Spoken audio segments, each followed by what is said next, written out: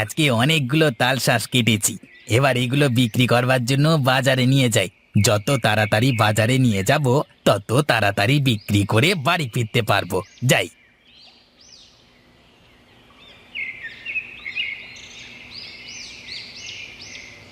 আরে ও মাঝি ভাই, নৌকাটাকে একটু জোরে চালানো যায় না? আগে সাহেব চালাচ্ছি। আপনি একটু শক্ত করে বসুন, নদীতে যেন পড়ে না যান। মনে হচ্ছে গ্রীষ্মের গরম পড়ে গেছে, নয়তো হঠাৎ করে এত গরম বেড়ে গেল কি করে? আর নদীর ভেতরে আছি, তারপরেও যা গরম, একেবারে থাকতে পারছি না। আগে সাহেব, আপনি ঠিকই ধরেছেন, এটা গ্রীষ্মকাল চলছে, তাই তো এত গরম পড়েছে। গ্রীষ্মের গরমের ভেতর সেই ছোটবেলার কথা মনে পড়ে গেল। আহা, কোথায় গেল সেই দিনগুলি! আগে এই গরমের দিনে আমরা আম জাম কাঁঠাল পেট ভরে খেতাম। সেই দিন কি আর আছে সাহেব? এখন তো চারিদিকে ফরমালিন যুক্ত আম জাম কাঁঠাল, ফরমালিন ছাড়া তো কিছুই নেই। সে কথা আর বলো না, বাজারটা একেবারে ফরমালিনের ফলমূলে ভরে গেছে। এখনই গ্রীষ্মের সময় যে একটা তাজা ফরমালিন মুক্ত ফল কিনে খাবো, সেই উপায় আর নেই গো। ওই তো নদীর ঘাট দেখা যাচ্ছে সাহেব, আমরা চলে এসেছি। হ্যাঁ হ্যাঁ মাঝি, যাও যাও, জলদি করে নদীর ঘাটে নৌকাটা ভেরাও। আর শোনো, আমি বাজার করেই কিন্তু চলে আসবো। তুমি নৌকা নিয়ে ঘাটেই থাকবে, বুঝলে? আগে ঠিক আছে সাহেব, আপনার জন্য আমি অপেক্ষা করব।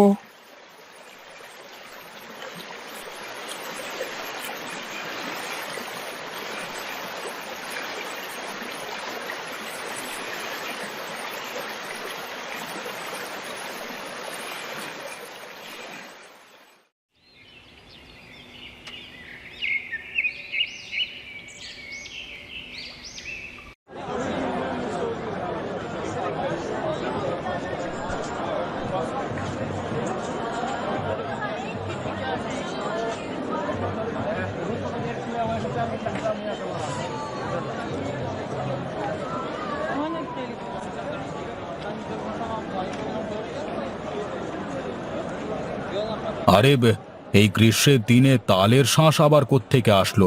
এই ফরমালিন যুক্ত বাজারে কোনো ফলই তো খাওয়া যায় না। যাই গিয়ে দেখি কতগুলো ফরমালিন মুক্ত তালের শাঁস কিনতে পারি কিনা।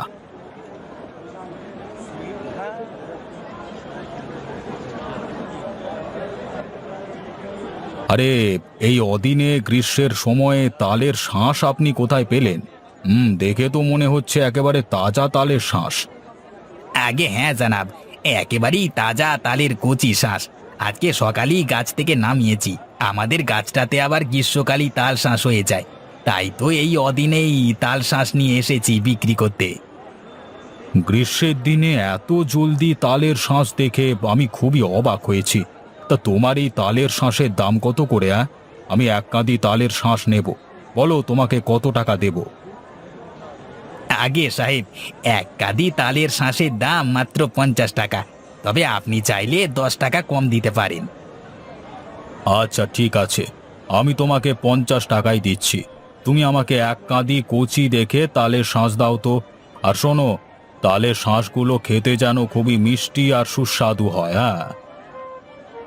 হ্যাঁ, আমার গাছে তালের শাঁস নিয়ে আপনি একদমই চিন্তা করবেন না সাহেব। এই গাছে তালের শাঁস খেতে খুবই মজা আর সুস্বাদু। আপনি একবার খেলে দেখবেন আবারও খেতে চলে এসেছেন।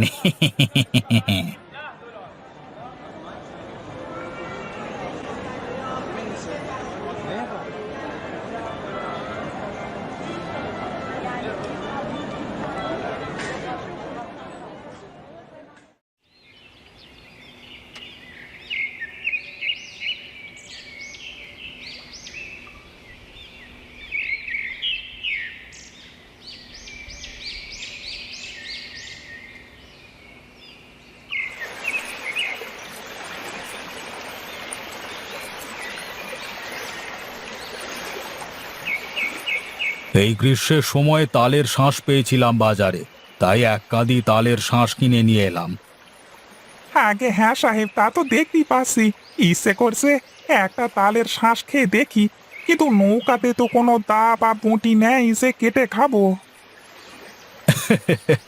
আরে তোমার কপালে নেই বুঝলে। এখন জলদি করে নৌকাটা ছাড়ো মাছি। ওদিকে যে বাড়িতে আমার ছোট্ট মেয়েটা আমাকে না দেখতে পেলে আবার খুব রাগ করবে। আগে ঠিক আছে সাহেব, আমি এক্ষুনি নৌকাটা ছেড়ে দিচ্ছি।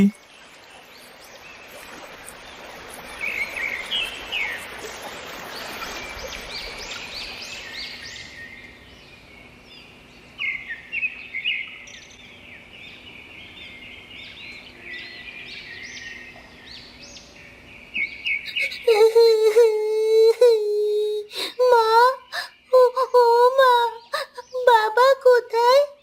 আমি বাবার কাছে যাব।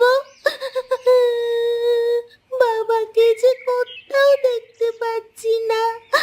আমার বাবা কোথায় গেল মা? এতটুকু মেয়ের ঢং দেখে বাঁচি না। তোর বাবার কি কোনো কাজকর্ম নেই নাকি? সে তার কাজ করার জন্য কাজে গেছে। যা, তুই তোর ঘরে যা। না, আমি কোথাও যাব না। তুমি তার আগে বলো বাবা কোথায়, আমি বাবার কাছে যাব। না, তোকে নিয়ে আর পারি না। তোর বাবা সকালে নদী পথে বাজারে গেছে বাজার করতে, একটু পরেই ফিরে আসবে। এখন হয়েছে, যা এবার তাহলে ঘরে যা।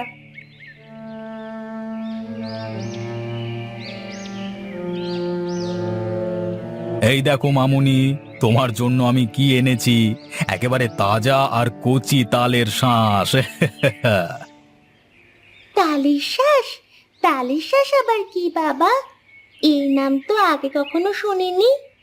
হ্যাঁ, এই নাম তোরা এখন কি করে শুনবি? এখন তো তালের শাঁস খুব বেশি একটা পাওয়া যায় না।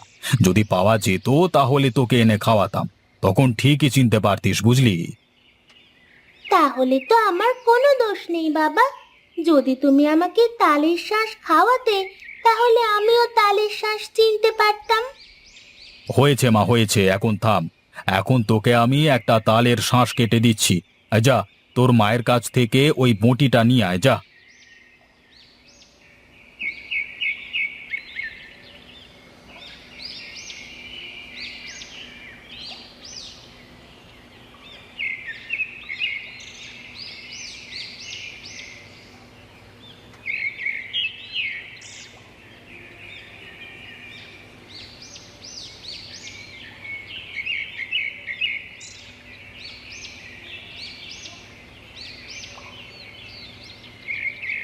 নে মা, তুই এবার তালের শাঁস খেয়ে দেখ কেমন মজা। হুম হুম বাবা, অনেক মজা। এত সুস্বাদু আর এত নরম তালের শ্বাস আমি এই প্রথম খেলাম। আমার কাছে খুবই মজা লেগেছে বাবা।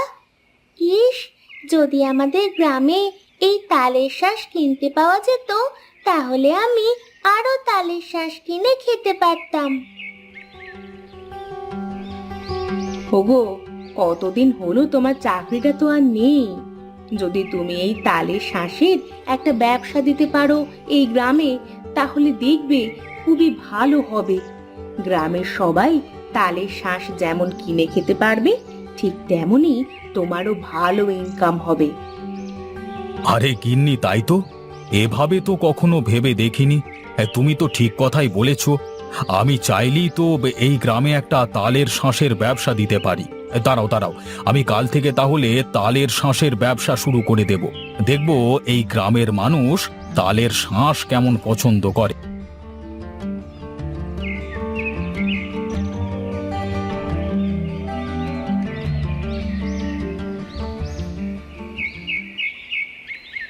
আগে সাহেব, আপনি এত সকালে আমার তাল বাগানে, তা হঠাৎ কি মনে করে এখানে এসেছেন? আমি তো কিছুই বুঝতে পারছি না। আমি এসেছি তোমার এখানে ব্যবসা করতে। কি, আমার সাথে তাল শাঁসের ব্যবসা করবে তো? আরে কি যে বলেন না সাহেব, এটা তো আমার জন্য পরম সৌভাগ্য। এটা বলুন, কিভাবে আপনাকে আমি তাল শাঁস দেব? শোনো, আজ থেকে আমি তোমার তাল বাগানের সব তাল শাঁস কিনে নিলাম। এসব তাল শাঁসগুলো নিয়ে আমি আমাদের গ্রামে বিক্রি করব। তোমার কাজ হলো, তুমি তাল শাঁসগুলো কেটে কেটে আমাকে দেবে, আর আমার এই মাঝি ভাই তোমার কাছ থেকে নৌকায় করে তাল শাঁস নিয়ে যাবে কেমন? আগে সাহেব আর বলতে হবে না, আমি সবই বুঝে গেছি। তাহলে কাল থেকে আমি আপনাদের প্রতিদিন তালের শাঁস কেটে পাঠিয়ে দেব কেমন?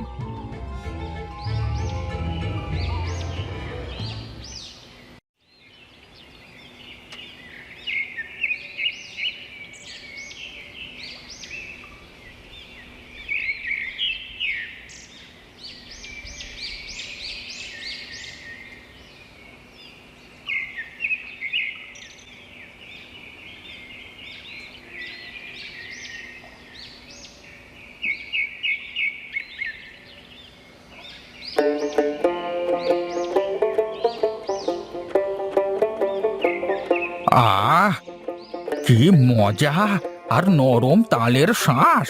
আমি বুড়ো মানুষ, অন্য কোনো ফল খেতে পারি না, কিন্তু ছোটবেলায় খাওয়া তালের শাঁস এখন খেতে পারছি।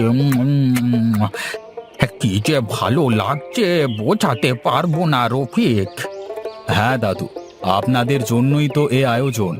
এই গ্রীষ্মের গরমে সবাই যেন একটু তাল শাঁস খেতে পারে, সেই জন্যই তো আমি তাল শাঁস বিক্রি করছি।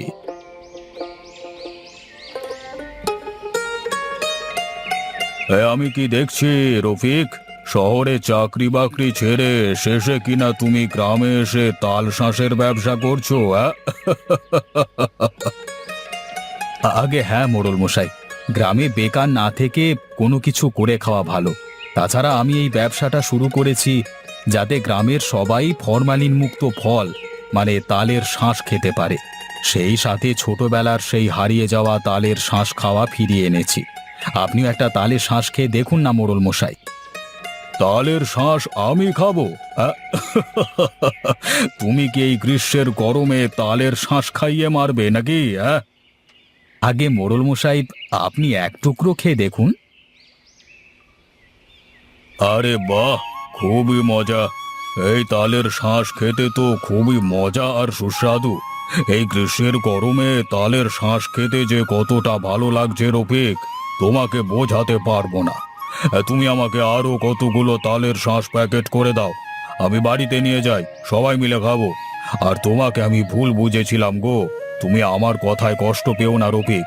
গ্রামে তোমার মতো লোক থাকলে দেখবে আমাদের গ্রামে হারিয়ে যাওয়া অনেক রীতি রেওয়াজ আবার ফিরে আসবে। সেই সাথে আমরা ফরম্যালিন মুক্ত বিভিন্ন ফলমূল খেতে পারবো, বুঝলে? হ্যাঁ মোড়ল মশাই, আপনি ঠিকই বলেছেন। দাঁড়ান, আমি আপনাকে আরো কতগুলো তালের শাঁস প্যাকেট করে দিচ্ছি।